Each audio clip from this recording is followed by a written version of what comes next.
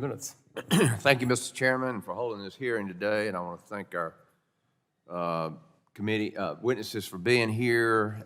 It's been 15 months since this subcommittee last held an FCC oversight hearing, so we have lots to go over today, and I know lots has been said so far. Commissioner Carr, it's been over 3 months since the FCC Spectrum Auction Authority expired. I have a lot of constituents waiting to be provided 5G service with that 2.5 gigahertz spectrum band that you mentioned in your testimony. Can you explain what's going on with the licensing of the spectrum band? Yeah, actually, I think the FCC's authority to issue those 2.5 gigahertz licenses is clear. I think the statutory analysis is very straightforward. Our Section 309J authority to conduct new auctions has expired.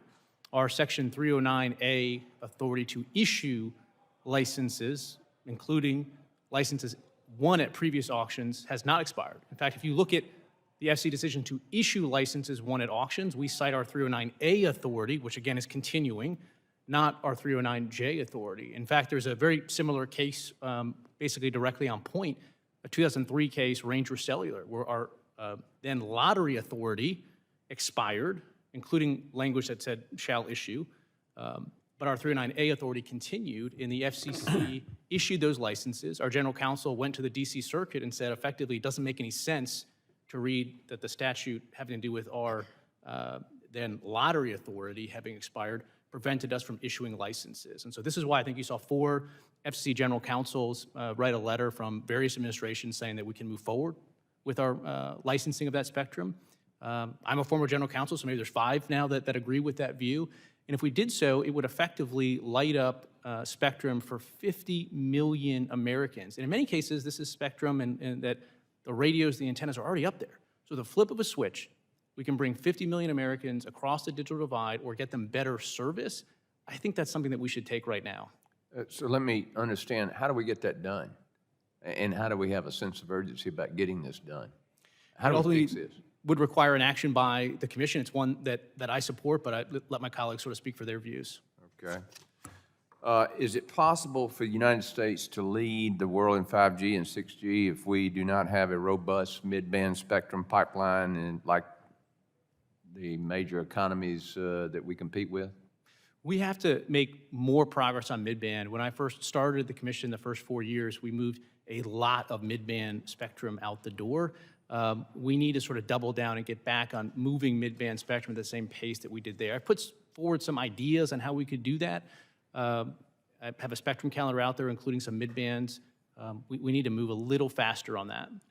In 2021, Democrats created a $7.1 billion emergency connectivity fund to support distance learning.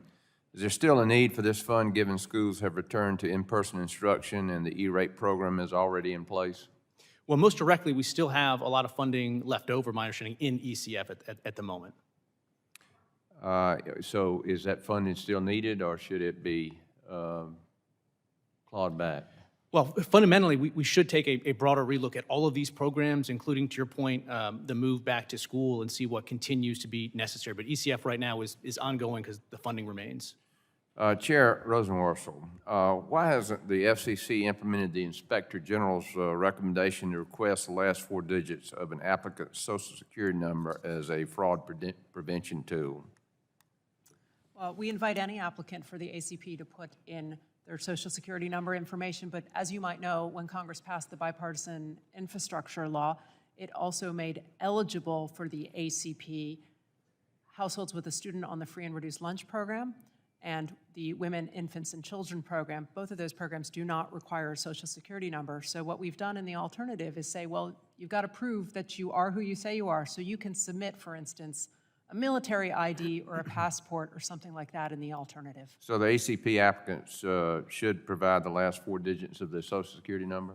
You have to prove you are who you say you are. So you can provide a Social Security number, but you could also provide a taxpayer identification number or a military ID like I just described.